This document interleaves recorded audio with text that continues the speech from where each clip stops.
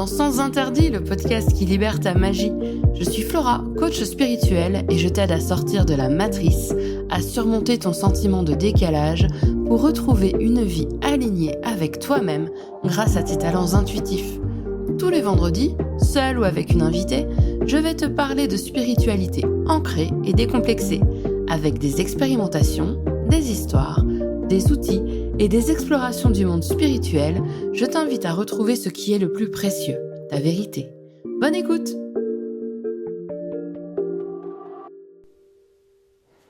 Bienvenue dans Sans Interdit, le podcast qui révèle ta magie. Je suis Flora, ton hôtesse, et pour la première fois, j'enregistre en vidéo mon podcast. Alors, je vais faire 2 disclaimers. Déjà, c'est pas certain que je fasse tous mes podcasts en vidéo, parce qu'on va pas se mentir, c'est quand même bien pratique d'être en pilou-pilou, sans maquillage, derrière un micro, hein, voilà. Et en plus de ça, là pour celui-ci, deuxième disclaimer, c'est que je risque d'être un chouïa émotionnel. Alors, mon maquillage est larme-proof, je l'ai testé hier. Tu vas savoir de quoi je parle, tu vas comprendre pourquoi. Ce que je vais te partager aujourd'hui, ça va être quelque chose de très personnel, qui s'est passé ces derniers jours. Donc, d'aucuns pourraient dire que j'ai peut-être pas assez de recul, que c'est peut-être encore trop chaud.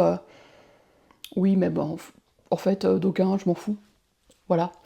Donc, dans les derniers épisodes, je t'ai partagé des réflexions autour de l'énergétique, autour de l'enseignement énergétique, mais également de la posture en tant que praticien ou praticienne. Et là, en fait, on va rentrer dans le cœur de la pratique et je vais te partager une expérience personnelle. Parce qu'en fait, j'ai parlé déjà de cette femme qui était une amie de ma maman. Et donc oui, j'ai employé le mot « était » parce qu'elle nous a quittés la semaine dernière. J'enregistre, on est le 18 septembre 2024. Ses obsèques, c'était hier. Voilà. Le jour de mon anniversaire. Je peux te dire que j'ai passé une journée extrêmement bizarre. Voilà. Donc là, je fais un peu la maline, je souris, je rigole, mais non, hier, c'était pas trop le mood. Donc voilà. Donc j'ai déjà parlé d'elle, donc la fameuse amie de ma maman. Et là, je vais à nouveau te parler d'elle. Je vais te faire un petit peu entrer, si tu veux, dans mes questionnements intérieurs, dans mes émotions, dans tout ce qui a bougé, tout ce qui a été chamboulé, qui est autour de cette amie de ma maman et de son histoire, de notre histoire commune. Voilà. Donc, il y a un an, ma maman m'a téléphoné. Elle me dit « Au fait, est-ce que t'as toujours ton don pour soigner ?»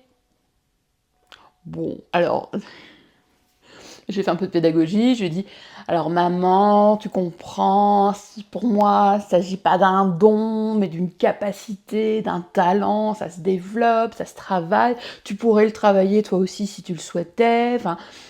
Donc oui, enfin, est-ce que tu as toujours ton don pour soigner les gens ?» Bon, oui, mais alors tu comprends, c'est pas un don, mais... Oui, c'est bon, oui, je l'ai toujours. Voilà, parce que ma maman... Elle est un peu têtue. Je crois que je tiens pas mal d'elle. Bref. Elle me dit, voilà, tu sais, ma copine, mais son cancer qui est revenu. Est-ce que tu peux l'aider ? Alors je dis, donne-lui mon numéro, qu'on s'appelle, et que je comprenne ses attentes, et que je lui explique les limites de ce que je peux faire. Je veux dire, voilà, la base, en fait. Parce que c'est tellement délicat, et j'y reviendrai, mais c'est tellement délicat quand tu interviens auprès d'une personne qui est en difficulté, que ce soit psychologique, émotionnelle, physique. Je veux dire, c'est tellement... La frontière est tellement fine entre l'abus de faiblesse et l'aide. Ah oui, là, j'utilise carrément le mot abus de faiblesse. C'est tellement fin que pour ma part, je prends pas de risque en fait. Je prends pas de risque, je veux discuter, je veux recueillir un consentement éclairé et je veux surtout ne pas donner des espoirs que je ne peux pas combler. Donc, nous nous sommes téléphonés. Et je lui ai bien expliqué de façon assez extrêmement directe. Je lui ai dit, écoute, je ne peux pas te promettre de te guérir. Je ne peux pas promettre de te libérer de ton cancer. Je ne peux pas. Éthiquement, je n'ai pas le droit de faire ce genre de promesses.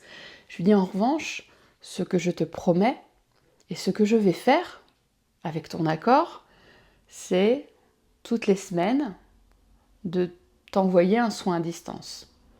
Je lui ai dit, je peux pas te dire quoi. Alors, je lui ai expliqué un petit peu ma façon de travailler.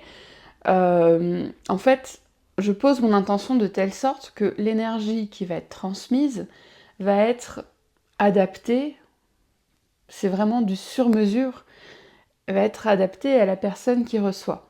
Il va être adapté à sa condition physique, il va être adapté à toutes ces conditions, les conditions de tous ses corps, si tu veux, pour que ça ne fasse pas de mal. C'est toujours mon intention.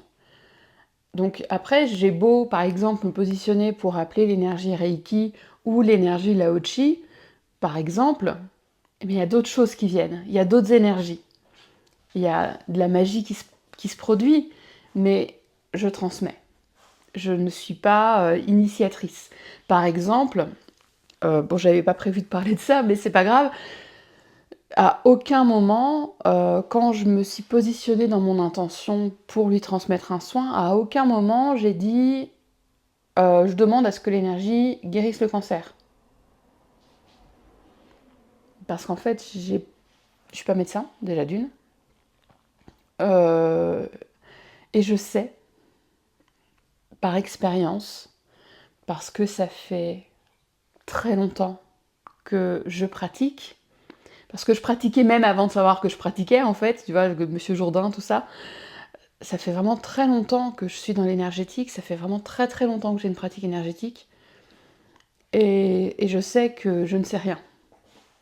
Je sais que je n'ai jamais les tenants et les aboutissants, que ce n'est pas à moi de décider où doit aller l'énergie, que ce n'est pas à moi de décider comment elle doit se déployer et où elle doit aller travailler. C'est pas à moi de le faire. Donc, moi, je me pose dans mon intention de transmettre. Je viens d'avoir l'image d'un robinet, tu vois, quand tu ouvres l'eau, ben, t'as l'eau qui coule, mais après, c'est à toi de décider. Enfin, le robinet décide pas où va aller l'eau. Peut-être dans une casserole pour la faire bouillir, peut-être pour nettoyer le lavabo, peut-être pour aller sur la tronche de ta petite sœur. Je ne sais pas. Je suis juste le robinet. Ce n'est pas moi qui décide. Quel va être l'usage de l'énergie, donc l'eau, si tu veux, pour aller au bout de la métaphore, l'eau que je transmets. Donc je suis juste le robinet. Donc je me positionne, si tu veux, dans cette idée d'être un transmetteur, d'être le canal. Donc pendant plusieurs semaines, les samedis matins, j'avais mon rendez-vous à distance avec elle. J'ai failli dire son prénom, mais je préfère, pour des raisons de confidentialité, ne pas le transmettre.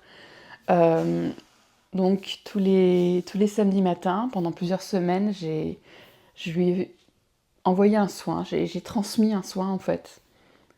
Je lui ai transmis un soin énergétique. Ça a été des très beaux moments. Ça a été des très beaux soins. Et très souvent, dans la semaine qui suivait, elle m'envoyait un petit message, elle me disait ah merci, là je me sens mieux. Ah tu vois, je me sentais fatiguée, mais là j'ai à nouveau de l'énergie.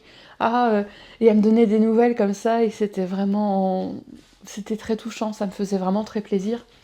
Ce qu'il faut que tu saches aussi, juste, voilà, c'est une amie de ma maman, donc j'ai fait ça de mon cœur aussi, hein, si tu veux, j'ai rien demandé, je voulais juste aider. Et donc, par exemple, enfin, tu vois, c'était pour moi complètement inattendu, mais elle m'en avait parlé a posteriori, c'est que elle avait une douleur dans une épaule. Elle avait vu les médecins, elle avait fait radio, IRM, elle avait vu un rhumato. Et personne ne savait d'où venait cette douleur dans l'épaule. Et après le premier soin, je crois, elle avait retrouvé de la mobilité dans son bras. C'est pas moi qui suis magique. C'est l'énergie. Encore une fois, ce que je veux que tu comprennes, c'est que j'ai pris le temps. Je lui ai promis de prendre le temps. Je lui ai promis de tenir mon engagement. Mais après, j'ai pas promis de guérison. J'ai pas dit je vais soigner ton épaule. J'ai pas dit je vais te guérir du cancer. J'aurais pu. Euh, des personnes. Je te renvoie d'ailleurs à mon épisode sur le maître Rikiki. Mais il y a des personnes qui, soit par pure malveillance, soit par inconsidération, si je puis dire, vont promettre une guérison. C'est pas notre rôle. Et donc voilà, pendant plusieurs semaines, je lui ai fait des soins, je lui ai transmis des soins énergétiques à distance. Et d'un commun accord, on s'est arrêté au bout d'un petit moment. Et je lui ai dit surtout, si tu sens que tu en as besoin, reviens vers moi. Envoie-moi un message, je lui dis c'est open bar, tu reviens, tu me demandes, j'ai toujours du temps pour toi. Et elle l'a pas fait. Je demandais régulièrement de ses nouvelles à ma maman, parce que je la voyais pas, ça faisait longtemps que je l'avais pas vue. Alors ma mère, si, je la vois régulièrement, mais son amie, ça faisait longtemps que je l'avais pas vue, donc je demandais régulièrement des nouvelles, elle m'en donnait. J'étais assez triste de savoir que ça allait pas trop. Elle me transmettait les messages de ses filles.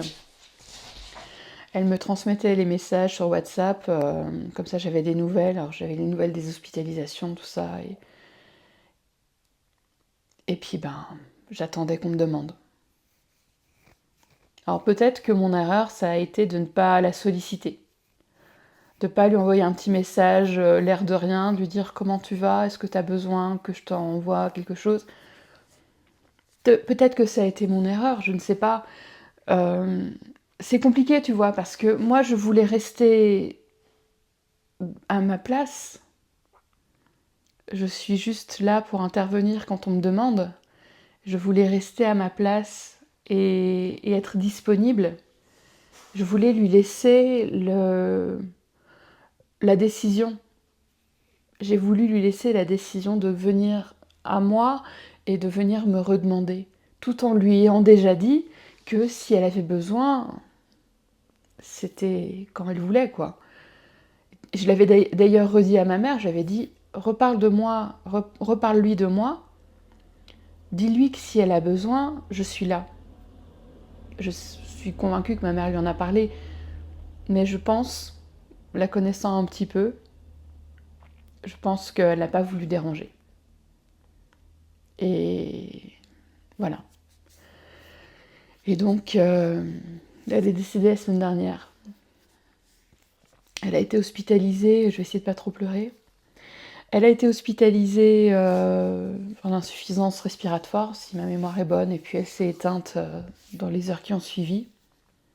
Et ses obsèques, c'était hier. Donc le 17 septembre. J'ai tenu à y aller.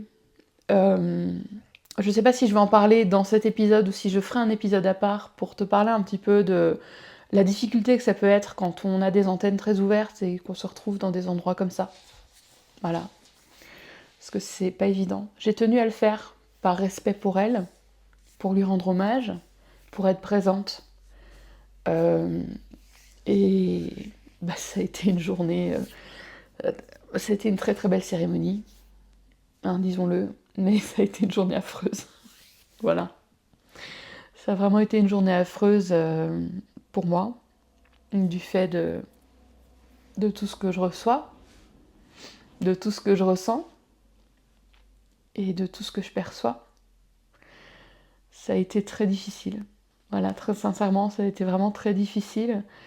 Je me suis présentée à ses filles, et je crois que c'est sa cadette qui m'a dit Ah, mais c'est vous qui avez aidé maman l'année dernière. Je dis oui, c'est moi. Elle me dit ça lui a fait tellement de bien, merci, merci, merci.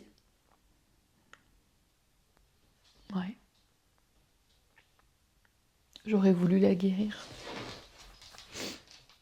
j'aurais voulu qu'elle passe encore du temps avec sa famille, avec ses enfants, avec ses petits-enfants. J'aurais voulu qu'elle continue de les voir grandir. Et tu vois, même si moi-même, je lui ai dit, je ne te promets pas de te guérir, je ne vais pas te guérir. Même si moi-même, je lui ai dit, euh, ben je regrette de ne pas avoir pu. Je regrette de ne pas être thaumaturge. Je regrette de ne pas être Dieu. Je ne le suis pas. Donc, voilà, c'est compliqué. C'est très compliqué quand tu es attaché à la personne à laquelle tu as transmis de l'énergie, à laquelle tu as consacré du temps. C'est compliqué parce qu'on a ce poids des mots. J'en ai d'ailleurs parlé dans un autre épisode. La meuf est tout le temps en train de renvoyer vers ses autres épisodes. Faites-moi des écoutes. Euh, J'ai parlé dans un épisode du poids des mots et du poids du mot guérisseur. Et c'est un poids qu'on porte en fait. Et, et je dis pas que j'en suis voulu, mais je regrette. J'aurais tellement aimé la guérir, j'aurais tellement aimé faire ça pour elle et pour sa famille. Mais c'était pas mon rôle. C'est très violent en fait de se dire que c'est pas notre rôle. C'est vraiment... voilà. Mais bon, j'ai dû faire un cut, hein, il fallait faire sortir les chiennes. Donc, pendant la cérémonie, après avoir rencontré après avoir salué les filles de l'amie de ma maman, je repensais aux soins qui avaient été transmis. Je repensais à la beauté de ces soins tout en recevant tout dans ma tronche. Ça fait un peu égoïste de dire ça, mais on n'imagine pas la difficulté, on n'imagine pas. J'ai reçu également un message de la défunte pour ses filles. Alors, je l'ai dit à ma mère juste à la fin, avant qu'on parte. Je dis maman. Elle me dit bah vas-y dis, il y avait trop de monde autour. Je dis non, maman. Alors je lui dis à l'oreille, je dis écoute maman, j'ai reçu un message, mais là j'ai pas la force. J'ai pas la force de le transmettre. Ma mère, ok. Oh, c'était peut-être un petit hommage aussi à Jacqueline, parce que alors là je vais faire un aparté complet, mais c'est pour aussi alléger un peu, on va dire. Il y a 6 ans, alors quand je suis arrivée dans mon appartement après avoir quitté mon mari, il n'y avait pas de meubles, il y avait juste un canapé, un clic-clac. Et en fait c'était le clic-clac de Jacqueline, parce que il était trop grand pour chez elle, elle voulait s'en débarrasser, et mes parents lui ont racheté pour moi. Et donc quand on est allé, quand même... Bon, j'ai dit son prénom. C'est pas grave. Quand on est allé chez elle ben, ma mère voulait quand même que je voie le clic-clac. Moi, je m'en foutais. Hein, je veux dire, je voulais juste un truc. Je voulais un meuble. Donc, on allait voir le clic-clac. On était en voiture, on était juste à côté de chez elle. Et c'est là, à ce moment-là, en voiture, que ma mère me dit... donc, elle était comme ça. En plus, il faut voir ma mère rouler. Hein. J'espère qu'elle écoutera pas cet épisode, mais... j'avoue qu'hier, j'ai eu un peu peur. Bref... ma mère au volant. Et puis ça sort, mais out of the blue, tu vois, et elle me dit non, mais je sais pas comment tu fais pour voir des gens morts. Et moi je dis non, de quoi parle-t-elle? Je dis mais maman, de quoi me parles-tu? Tu veux un mode d'emploi? Tu veux quoi? Elle me dit non, mais je sais pas comment tu fais pour annoncer toutes ces morts aux gens. Ok, non. Là j'ai percuté, j'ai compris de quoi elle parlait en fait. C'est parce que quelques jours avant, je lui avais dit que j'allais créer mon entreprise pour faire les cartes et être déclarée. Cette entreprise a fermé, c'est... voilà, mais bon, bref. Ça, faudra que j'en parle un jour. Ça va faire marrer. Mais... et donc là, c'est là que j'ai percuté. J'ai dit, mais maman, mais tu sais que... Enfin, on n'est plus du tout à l'époque de mémé, en fait. Parce que ma mère avait assisté à des séances données par sa grand-mère, donc mon arrière-grand-mère, dans lesquels elle annonçait beaucoup de morts, beaucoup de décès. En fait, c'est les décès qui ont vraiment frappé ma mère, mais ça s'est passé dans les années 60. Je veux dire, on est en 2000, enfin à l'époque on était en 2018, là on est dans les années 2000 des brouettes, donc des grosses brouettes même. Donc je lui dis, maman, tu sais, j'ai annoncé une mort une seule fois. T'as en 30 ans à faire les cartes, quasiment à ce moment-là. J'ai annoncé une mort une seule fois. Alors punaise, j'ai eu du mal à la sortir celle-là. Hein. Donc mais ma mère, elle était comme ça au volant, on est en train d'aller chez sa copine. Je sais pas comment tu fais pour voir les morts. Donc bon, c'était peut-être un petit hommage, c'était un petit rappel, 6 ans après. Maman, j'ai eu un message. Mais c'était un beau message et bon, bah dans ces cas-là, comme j'ai un peu de mémoire de poisson rouge... Mais en fait, je pense que j'en parlerai vraiment dans un autre épisode, mais juste pour la faire hyper courte, je suis toujours dans une sorte d'état modifié quand je reçois. Donc je sais que quand je reviens complètement conscient, j'oublie. Et donc c'est pour ça que j'avais mon téléphone et j'ai noté rapidement le message. Et puis dans l'après-midi, après, j'ai noté aussi les images que j'avais reçues, etc. pendant la cérémonie, pour pouvoir les transmettre, parce qu'il y a des belles choses et je pense qu'il y a des choses qui vont pouvoir amener un peu de soutien et de soulagement à ces filles. Mais voilà. Donc c'était pas évident, c'était vraiment pas évident. Et là où je veux vraiment en venir, c'est que il faut comprendre, à la fois quand tu es du côté du receveur, que quand tu es du côté du transmetteur, si je puis dire, du praticien, de la praticienne, il y a énormément de travail à faire. Et je parle pas d'énergétique là, je parle de pédagogie. Je parle de pédagogie, je parle de compréhension des attentes, je parle de tous ces éléments-là en fait. Parce que, après, l'énergie, c'est l'énergie. Mais là, moi, je te parle, quand toi, tu es du côté du receveur, c'est de comprendre que la personne qui te transmet un soin énergétique n'est pas un surhomme, elle n'est pas Dieu, elle ne va pas te guérir. On n'est pas là pour ça. Notre rôle se contente, entre guillemets, à être une personne avec un cœur à la bonne place, je l'espère. Je suis très honnête, c'est pas le cas de tout le monde. C'est pas le cas de tous les praticiens en énergétique. Hein. Voilà. Mais notre rôle, c'est d'avoir notre cœur à la bonne place, de ne pas vouloir faire de mal, de ne pas manipuler, de ne pas faire de promesses. Voilà. De ne pas promettre de guérison. Je l'ai expliqué un peu plus tôt dans le podcast, dans l'épisode, mais moi j'ai promis de tenir mon engagement. J'avais un engagement moral et je l'ai tenu. Mon engagement moral, c'était de prendre ce temps et de le faire, de donner ces soins. C'était mon engagement moral, je l'ai tenu. Mais je n'ai à aucun moment promis une guérison. Et je te jure, j'ai le cœur en miettes. Hein. J'ai le cœur en miettes. J'aurais tellement préféré. Je voudrais avoir... c'était... je me rappelle plus du nom du truc, c'est pas la pierre philosophale, mais dans Harry Potter, la pierre de résurrection. J'aurais voulu pouvoir protéger ceux que j'aime de la mort. Je voudrais pouvoir le faire. Je peux pas.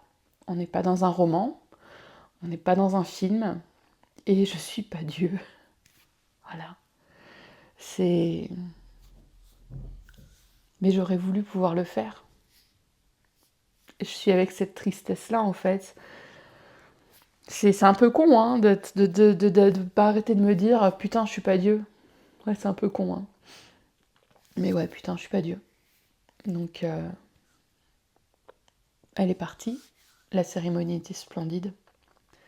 Et ouais, je ferai un épisode là-dessus, mais les cérémonies, ça peut aussi amener du réconfort pour les défunts. on n'y pense pas toujours. C'est pas toujours le cas, hein, mais ça peut amener, ça a un rôle aussi auprès des défunts, même si initialement c'est pour les vivants, mais ça a un rôle aussi pour les défunts. Et là, ça a eu un grand rôle pour elle. Parce que je sais qu'elle n'a pas besoin de moi pour passer de l'autre côté, mais la cérémonie, ça lui a fait du bien. Mais moi, je vais me remettre à pleurer, donc je vais revenir à mon script. Mais voilà, j'espère que tu comprends un petit peu ma posture. Là, tu comprends que je suis extrêmement touchée par la disparition de l'ami de ma maman. Parce que ça a été un privilège de pouvoir lui transmettre des soins qui ont été incroyables, qui ont été magnifiques, qui l'ont aidé, qui l'ont véritablement aidé. Parce que malheureusement, encore une fois, sa guérison ne m'appartenait pas. Sa guérison n'était pas entre mes mains. Et voilà. Mais là où je suis contente, alors c'est pas une satisfaction incroyable, mais là où je suis quand même assez fière de moi, c'est de voir un peu le chemin que j'ai parcouru en tant que praticienne en énergétique. Parce que j'ai mis du temps à être aussi claire dans ma façon de communiquer et d'être pédagogue avec mes receveurs. Ça m'a pris du temps parce que ça m'a pris de l'expérience, ça m'a pris des rencontres, ça m'a pris vraiment énormément de temps. Alors à aucun moment j'ai promis de guérison, j'ai jamais promis une seule guérison. Mais il y a des moments où voilà, j'aurais été tentée. Mais à aucun moment je l'ai fait, parce que j'avais quand même cette compréhension-là. Mais oui, je suis quand même assez fière du chemin que je parcours en tant que praticienne, en tant qu'enseignante.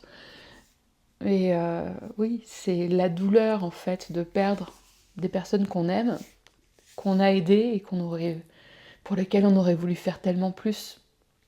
C'est cette difficulté-là aussi qu'il faut apprendre à traverser. Quoi qu'il en soit, je vais quand même faire mon petit appel à l'action. Toujours un moment, il faut que je fasse un peu le clown parce que sinon... Tu comprends que l'éthique, c'est primordial pour moi. Tu comprends que l'autonomie, à la fois de toi en tant que praticienne, mais également de toi en tant que receveuse, c'est au-dessus de tout pour moi. C'est te laisser le temps, l'espace, de revenir si tu en ressens le besoin, mais à aucun moment faire pression sur toi pour que tu reviennes. Donc tu vois, l'éthique, l'autonomie, la bienveillance, c'est vraiment mes moteurs. Et c'est sur ces moteurs-là, si tu veux, que j'ai constitué, que j'ai créé, que j'ai façonné mon programme Lao-Chi. Et maintenant, j'ai une date. Enfin! Mon programme Lao-Chi va sortir le 7 octobre. Donc tu as jusqu'au 6 octobre au soir pour t'inscrire, 2024 je précise, pour t'inscrire sur la liste VIP, la liste d'attente.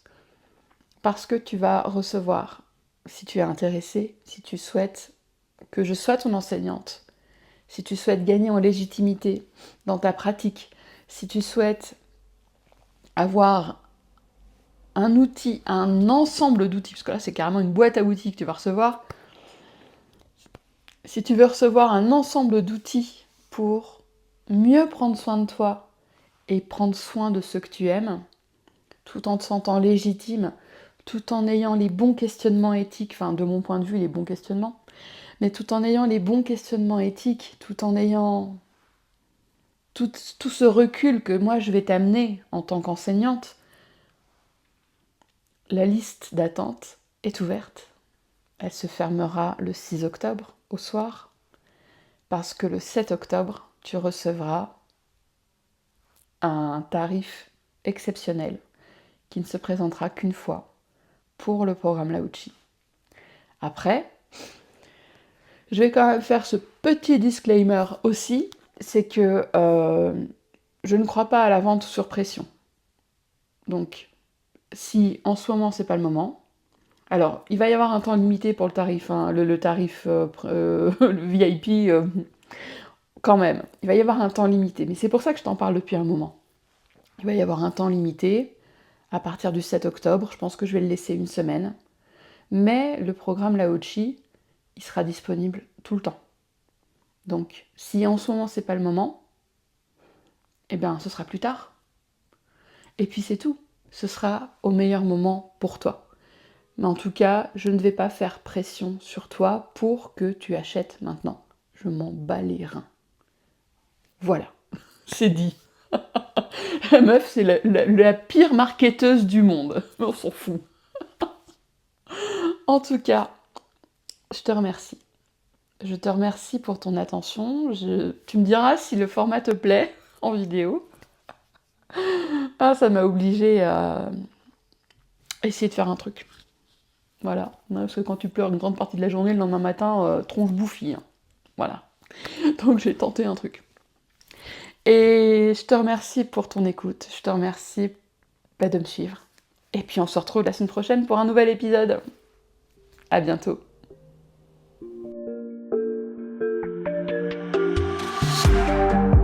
Merci pour ton écoute.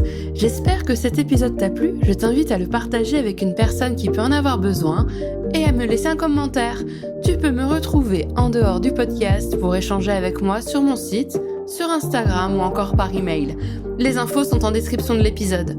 On se retrouve la semaine prochaine pour un nouvel épisode de Sens Interdits. À très vite!